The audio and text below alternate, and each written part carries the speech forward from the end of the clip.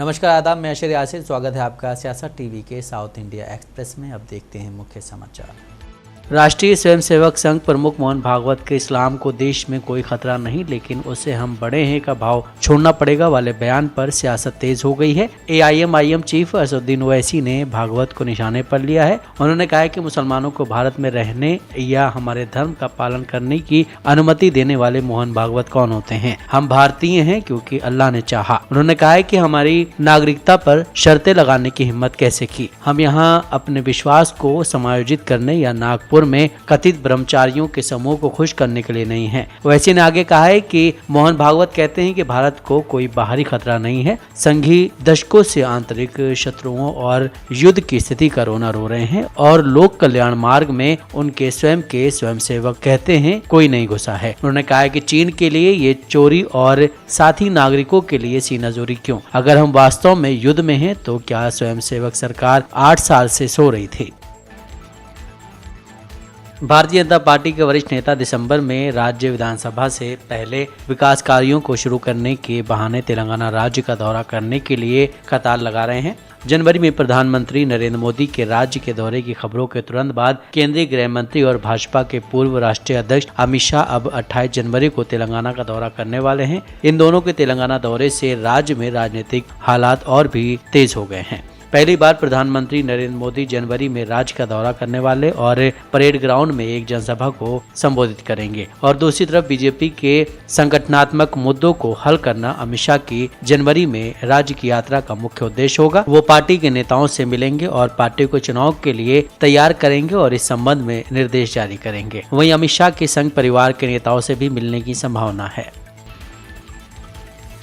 तेलंगाना के नवनियुक्त AICC प्रभारी मणिकराव ठाकरे राज्य के अपने पहले दौरे पर आज हैदराबाद पहुंचे। तेलंगाना प्रदेश कांग्रेस कमेटी के अध्यक्ष रेवंत रेड्डी, कांग्रेस विधायक दल के नेता मल्लू भट्टी, विक्रमांक और अन्य नेताओं ने राजीव गांधी इंटरनेशनल एयरपोर्ट पर उनका स्वागत किया। रेवंत रेड्डी ने ट्वीट किया है कि तेलंगाना के प्रभारी हमारे नवनियुक्त AICC महासचिव श्री मणिकराव ठाकरे जी का आज हैदराबाद हवाई अड्डे पर हार्दिक स्वागत किया। इस महत्वपूर्ण वर्ष में एक साथ काम करने के लिए उत्सुक हैं।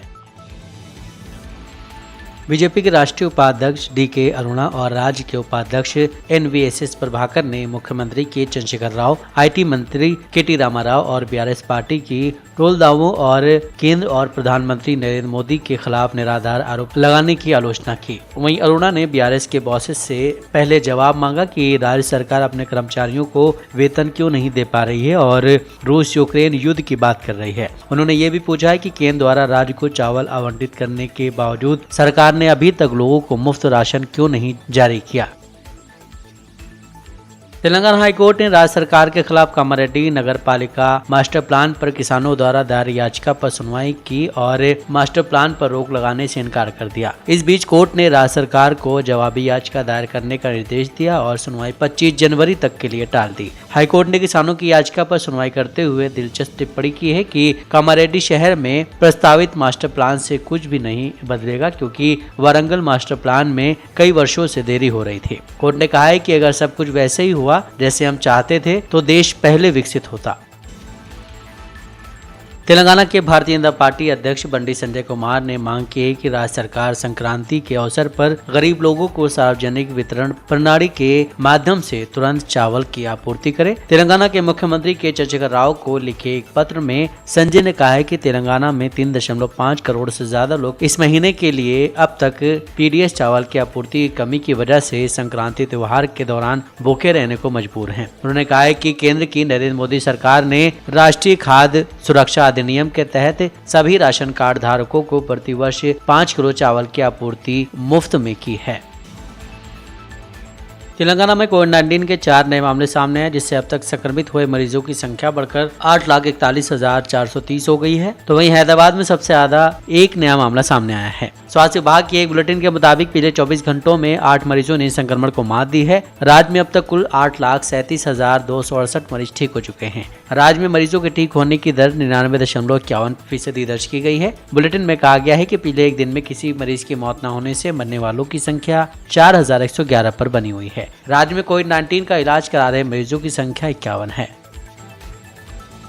कर्नाटक कांग्रेस ने कांग्रेस प्रमुख डीके शिव कुमार के सत्ता में आने पर हर घर को 200 यूनिट मुफ्त बिजली देने की घोषणा के साथ अपना पहला चुनावी वादा किया है। आज बेलगावी जिले के चिकोडी में प्रजाध्वनि यात्रा बैठक में बोलते हुए उन्होंने कहा है कि अगर 2023 में कांग्रेस सत्ता में आती है तो गृह ज्योति योजना के तहत कर्नाटक के हर घर को हर महीने 200 यूनिट मुफ्त बिजली मिलेगी। डीके शिव कुमार ने जोर देकर कहा है कर्नाटक में एक ऐसी सरकार होनी चाहिए जो मूलभूत आवश्यकताओं की बढ़ती लागत और बढ़ती बेरोजगारी के आलोक में लोगों की भलाई की परवाह करे। कर्नाटक में आईएनसी सरकार मूल्य वृद्धि के हमले के खिलाफ कर्नाटकों की सहायता करने और भोजन, बच्चों के लिए शिक्षा और स्वास्थ्य देखभाल जैसी आवश्यकताओं को बचाने के लिए कर्नाटक में हर घर में मुफ्त में 200 यूनिट बिजली की आपूर्ति करेगी। केरल के कोझिकोड में हाल ही में आयोजित एक स्कूल कला उत्सव फिर से विवाद के केंद्र में आ गया है। उत्सव में प्रदर्शन के दौरान इस्लामी पोशाक में एक व्यक्ति को एक आतंकवादी के रूप में दिखाया गया था। पिनराई विजयन के नेतृत्व वाले प्रशासन ने जिम्मेदार प्रदर्शन कला समाज पर प्रतिबंध लगा दिया। वहीं इस पर राजनीति भी शुरू हो गई। कांग्रेस ने मुख्यमंत्री से माफी की मांग की है। इस पूरे मामले पर शिक्षा मंत्री और माकपा नेता वी शिवनकुट्टी ने कहा है कि एक मुस्लिम व्यक्ति को आतंकवादी के रूप में दिखाना एलडीएफ के रुख के खिलाफ है। उन्होंने कहा है कि संगठन माथा या मलयालम नाट्य विरासत और कला, जिसने उत्सव के उद्घाटन के दौरान स्वागत गीत के भाग के रूप में एक शो का मंचन किया, उसे अगली बार कोई अवसर नहीं दिया जाएगा। आवश्यक कार्रवाई की जाएगी। साउथ इंडिया एक्सप्रेस यहीं समाप्त होता है। मुझे दें इजाजत। बाकी खबरों के लिए आप बने रहें सियासत टीवी के साथ।